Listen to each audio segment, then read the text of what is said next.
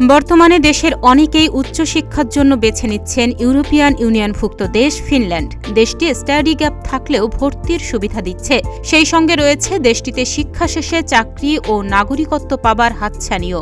আর এ কারণেই অনেকে খোঁজ নিচ্ছেন এই দেশটিতে অনার্স বা মাস্টার্স কোর্সে ভর্তির জন্য।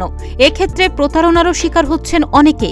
উচ্চশিক্ষার জন্য বিদেশি আগ্রহী শিক্ষার্থীদের জন্য বেশ কিছু গুরুত্বপূর্ণ বিষয় থাকছে আজকের আয়োজনে। ফিনল্যান্ডের বিশ্ববিদ্যালয়গুলোতে উচ্চশিক্ষা গ্রহণের জন্য আবেদন প্রক্রিয়া বেশ সহজ। কারো সাহায্য ছাড়াই দেশটির বিশ্ববিদ্যালয়গুলোর ওয়েবসাইটে গিয়ে আপনি নিজেই আবেদনপত্র পূরণ করতে পারবেন। কিন্তু এক্ষেত্রে অবশ্য আপনাকে প্রস্তুতি নিতে হবে, সকল ডকুমেন্ট জোগাড় করতে হবে। সাধারণত আবেদন প্রক্রিয়া অনলাইনে সম্পন্ন করা হয় এবং আবেদনকারীদের জন্য নির্দিষ্ট সময়সীমার মধ্যে আবেদনপত্র জমা দিতে হয়। ফিনল্যান্ডে 2025 সালে অধিকাংশ বিশ্ববিদ্যালয়ের আবেদন প্রক্রিয়া শুরু হবে 2 জানুয়ারি, যা চলবে প্রায় 21 জানুয়ারি পর্যন্ত। অপর সেমিস্টারে ভর্তির প্রক্রিয়া শুরু হয় আগস্ট মাস থেকে, যা সেপ্টেম্বরে শেষ হয়। কিন্তু সবচাইতে বেশি শিক্ষার্থী ভর্তি নেওয়া হয় জানুয়ারি সেশনে, তাই এটিকেই বেশি গুরুত্বপূর্ণ বলে বিবেচনা করা হয়।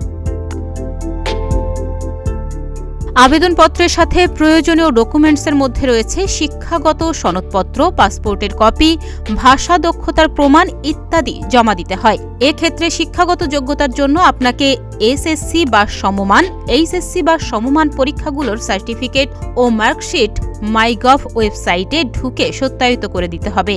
আপনি ঢাকা, যশোর বা অন্য যে কোনো শিক্ষা বোর্ড থেকেই পাশ করুন না কেন, বর্তমানে শিক্ষার্থীদের বিদেশে গমনের সুবিধার্থে এই অ্যাপস থেকে এসএসসি ও এইচএসসি বা সমমানের পরীক্ষার সার্টিফিকেট ও মার্কশিট সত্যায়িত করতে পারবেন। এছাড়া আপনার নিজ নিজ বিশ্ববিদ্যালয় থেকে প্রাপ্ত মার্কশিটের ট্রান্সক্রিপ্ট গ্রহণ করে তা সত্যায়িত করা ও সার্টিফিকেটগুলো সত্যায়িত করতে হবে। প্রক্রিয়াটি বেশ সময় সাপেক্ষ।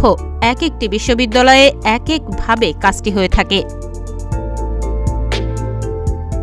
যদি আপনি স্পাউস নিয়ে ফিনল্যান্ডে যেতে চান, তাহলে বুদ্ধিমানের কাজ হবে স্পাউসের সকল সার্টিফিকেট একইভাবে সত্যায়িত করে নেওয়া, যদিও ভর্তির আবেদনে তার কোনো ভূমিকা থাকবে না। আপনি ফিনল্যান্ডের কোনো রিসার্চ বেসড বিশ্ববিদ্যালয়ে ভর্তি হতে চাইলে অবশ্যই ভাষার দক্ষতার ওপর সার্টিফিকেট জমা দিতে হবে। এক্ষেত্রে টোফেল, পিটিআই বা আইএলটিএস স্কোরের সার্টিফিকেট জমা দিতে হবে। অনলাইন কপি গ্রহণযোগ্য হবে না।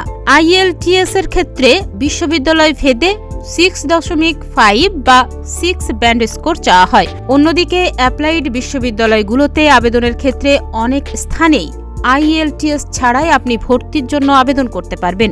যদিও বুদ্ধিমানের কাজ হবে মিনিমাম 6.5 স্কোর নিয়ে বিশ্ববিদ্যালয়গুলোতে আবেদন করা। রিসার্চ বিশ্ববিদ্যালয়গুলোতে সাবজেক্ট অনুসারে বিশেষ অভিজ্ঞতা বা কোর্সের কথা উল্লেখ থাকে, তাই বিশ্ববিদ্যালয়ে যে কোনো সাবজেক্টে আবেদনের পূর্বেই তা ভালো মতো যাচাই করে নিন, অন্যথায় আপনার ভর্তির আবেদন বাতিল হয়ে যাবে।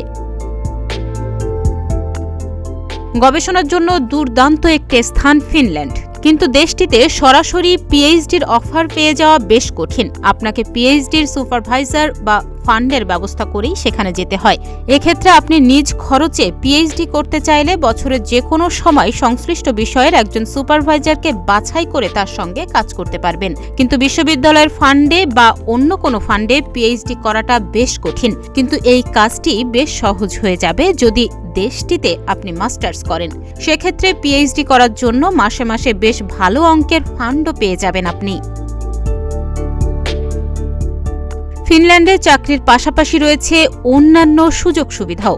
এক কথায় বলার অপেক্ষা রাখে না যে ইউরোপের অন্যান্য দেশের মতোই অর্থনৈতিকভাবে লড়াই চালিয়ে যাচ্ছে ফিনল্যান্ডে। আর এ কারণেই শিক্ষার্থীদের জন্য পূর্বে যেই নিয়মিত স্কলারশিপের ব্যবস্থা ছিল তা বর্তমানে নেই। কিন্তু ভর্তির জন্য যাচাই বাছাই করা হলে দ্রুততম সময়ে রেজিস্ট্রেশনের জন্য প্রথম বছরের সেমিস্টার ফি প্রদানের ক্ষেত্রে 30% পর্যন্ত আর্লি বার্ড ছাড় প্রদান করে অধিকাংশ বিশ্ববিদ্যালয়। কিন্তু দেশটিতে গিয়ে আয় করে শিক্ষা ব্যয় প্রদানের কথা না ভাবাই ভালো। বরং অনার্সের ক্ষেত্রে 4 বছরের পড়ালেখার খরচ এবং মাস্টার্সের ক্ষেত্রেও সম্পূর্ণ পড়ালেখার খরচ সঙ্গে নিয়ে যাওয়াই উচিত। দেশটিতে চাকরির বাজারে বেশ মন্দা। এর পাশাপাশি বাংলাদেশিদের নিয়ে সেখানকার আফ্রিকান ও ভারতীয় কমিউনিটি নেতিবাচক প্রচারণা চালাচ্ছে বলেও অভিযোগ রয়েছে। এমন অবস্থায় কমপক্ষে 6 মাসের জীবনযাপনের খরচও সঙ্গে নিয়ে যাওয়াটাই বুদ্ধিমানের কাজ। এবার জেনে নেওয়া যাক খরচের খাত। ফিনল্যান্ডে 4 জনের একটি পরিবার বেশ স্বাচ্ছন্দ্যে 1500 থেকে 1900 ইউরোর মধ্যে মাস পার করতে পারে। কিন্তু সেই সঙ্গে এটাও বাস্তবতা যে দেশটিতে গিয়ে এই পরিমাণে অর্থ আয় করাটাও বেশ কঠিন। নিউ ইয়র্ক ও লন্ডনের মতো এখানে ট্যাক্সি চালিয়ে আয় করা যায় না। অধিকাংশ নাগরিক ব্যক্তিগত গাড়ি বা সরকারি ট্রান্সপোর্ট ব্যবস্থাপনা ব্যবহার করছেন। পড়ালেখার নিশ্চয়তা ও দেশটিতে প্রাথমিক অবস্থায় চাকরি ছাড়াও টিকে থাকার লড়াইয়ে একটি পরিবারকে কমপক্ষে 40 থেকে 50 লাখ টাকা সঙ্গে রেখে যেতে হবে মাস্টার্সের জন্য। অন্যদিকে একক শিক্ষার্থীদের ক্ষেত্রে মাস্টার্সের জন্য কমপক্ষে 30 লাখ টাকা সঙ্গে নেওয়া উচিত। কিন্তু অনার্সে 4 বছরের কোর্সের ক্ষেত্রে খরচের হিসেবটা আরও বেশি। এত খরচ করে কেন ফিনল্যান্ডে পড়বেন? শুরুতেই বলা হয়েছে আন্তর্জাতিকভাবে গ্রহণযোগ্য চাকরি ও দেশটিতে নাগরিকত্বের জন্য অধিকাংশরাই আগ্রহী। আর ফিনল্যান্ডের বিশ্ববিদ্যালয়গুলোর সার্টিফিকেট বিশ্বজুড়ে সমাদৃত ও গ্রহণযোগ্য। এর পাশাপাশি দেশটির বিশ্ববিদ্যালয়গুলোতে অধ্যয়নরত অবস্থায় বিশ্বের বড় বড় বেশ কিছু প্রতিষ্ঠানের সঙ্গে সম্পৃক্ত হবার সুযোগ তৈরি হয়, যা অন্য যে কোনো দেশের তুলনায় অনেক বেশি গ্রহণযোগ্য। ফিনল্যান্ডে যেতে হলে যে কথাটি অবশ্যই মনে রাখতে হবে, শুধু প্রথম সেমিস্টারের ফি প্রদান করে একেবারেই খালি হাতে কখনোই ফিনল্যান্ডে যাবার কথা ভাববেন না। সম্প্রতি সময়ে অনেক বাংলাদেশিকে দেশটি থেকে ফেরত পাঠিয়ে দেওয়া হয়েছে তাদের লেখাপড়া কার্যক্রম পরিচালনা না করার জন্য। তাই কোনোভাবেই বিশ্ববিদ্যালয়ের লেখাপড়া বাদ দিয়ে শুধু কাজের চিন্তা করে কেউ গেলে তার দেশটিতে না যাওয়াই উত্তম। তাহনিয়া ইয়াসমিন, প্রতিদিনের বাংলাদেশ।